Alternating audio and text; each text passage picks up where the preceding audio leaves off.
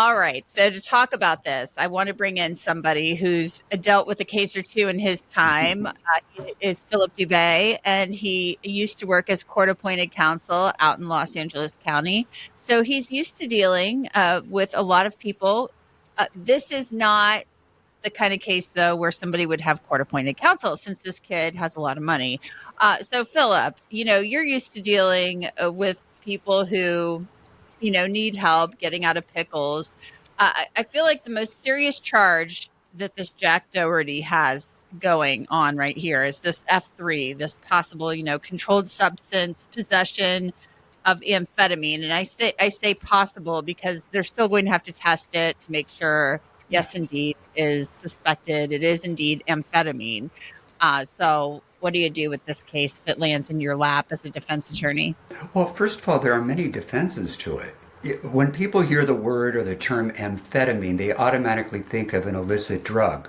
But the truth is, it's a very commonly prescribed stimulant. For example, with kids who have ADD, ADHD, the first thing that I would do as his counsel is I would sit him down and say, hey, do you have a prescription?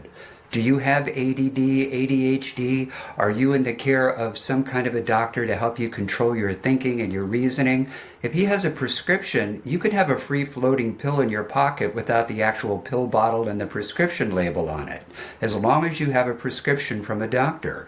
That's a defense, and then the charge should outright be dismissed because it's lawfully possessed.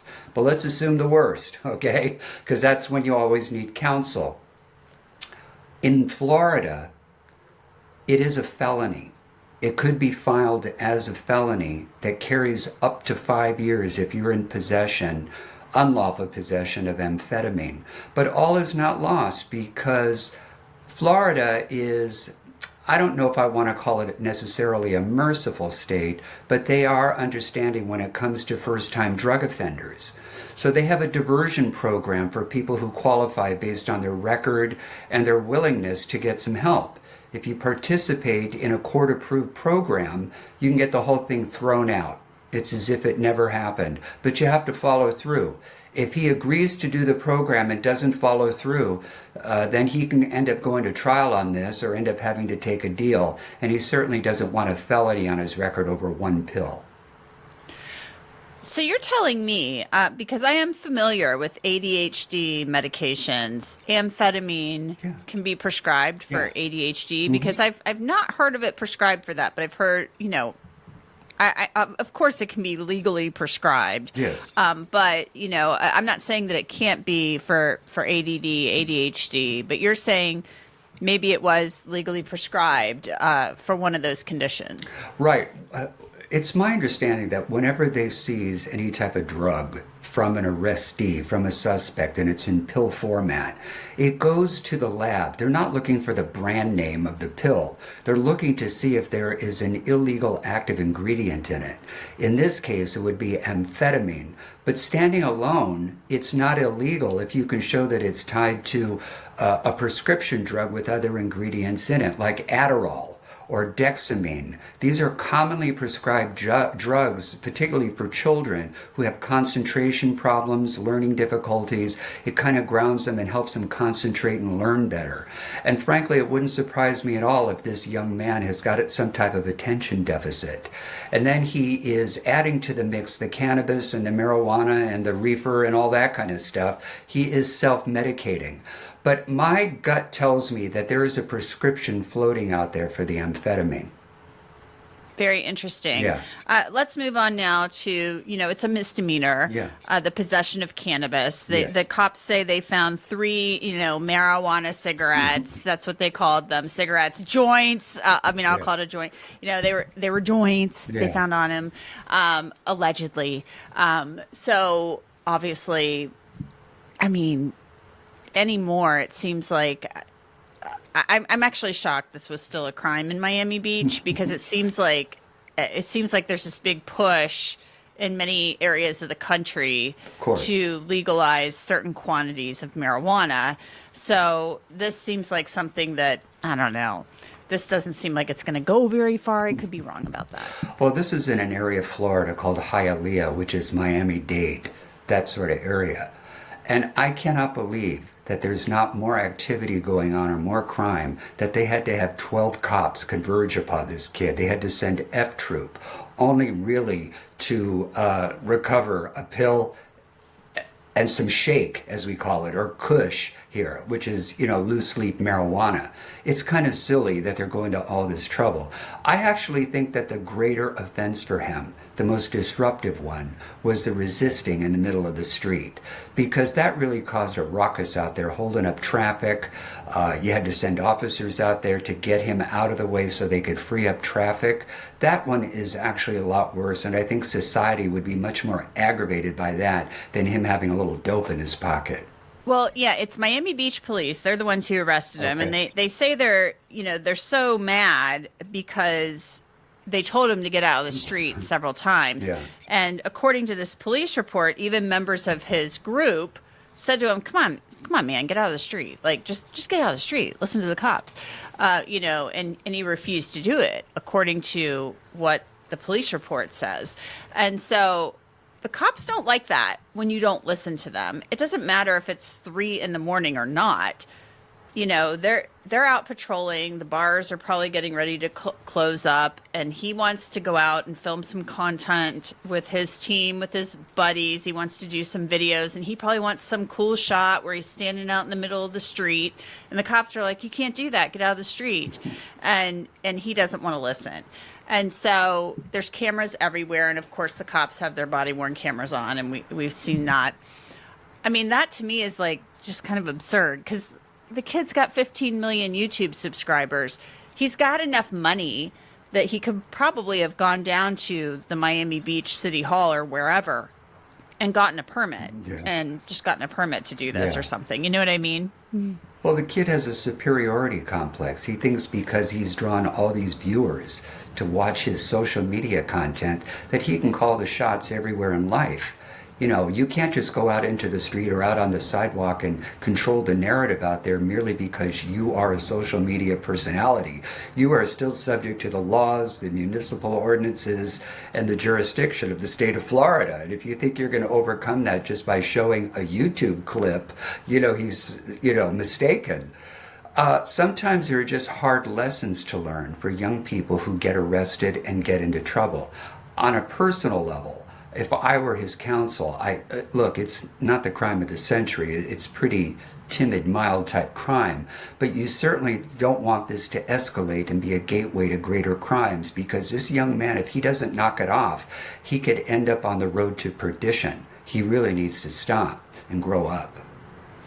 Yeah, and he's already had this, he had this wreck in October of 2024. He is live streaming on a platform, and I'm just kind of like, whoa. Like, anytime you're live streaming and driving, you're just, to me, asking for trouble. It just seems really, really it just does not seem wise. And, he's got a photographer with him, and he hydroplanes, and he wrecks his car. It's a really pricey car, $200,000 car. And he's like worried about, getting a shot, getting the shot. And apparently his photographer's got blood coming out of his head. And it's like, where are our priorities here? So I don't know. Maybe this becomes a wake up call. You would think maybe. I mean, you mix a young guy, impulsive, lots of money, lots of adulation from fans on social media. To me, that can be a recipe for disaster, because you're not going to learn any tough lessons that way. Maybe this is the tough lesson. I don't know. Yeah. Do you remember Evel Knievel, the stunt driver on the motorcycles? For whatever reason, he just was really drawn to these types of thrill type acts, getting on a motorcycle to see how many cars he can jump. And I think before he retired, he was able to jump 15 cars in the air. He was in just for the thrill of it, for the entertainment, regardless of what kind of harm could be caused, anybody getting injured, or just spectators getting drawn to this stuff as well. And before you know it, the cops are called. Sometimes, you have to stop thinking that the world is revolving around you. And thank goodness that he's learning it at a young age, because like I said, this really could escalate. He could end up committing greater crimes and going to prison.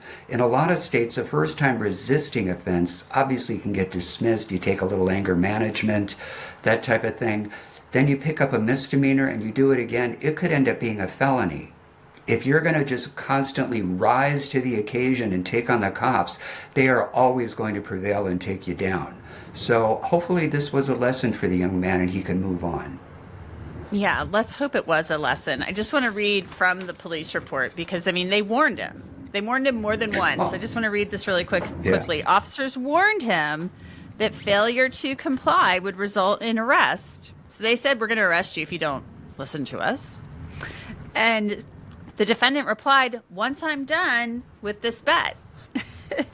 The listed officers then safely apprehended the defendant in the middle of the roadway due to his deliberate refusal to follow lawful orders and continued obstruction of traffic. A search incident to arrest conducted by Officer A. Azuna revealed half an orange oval shaped pill with a 3 imprinted on it. That's the suspected amphetamine, consistent with a Schedule II amphetamine, as well as a black plastic container holding the marijuana cigarettes.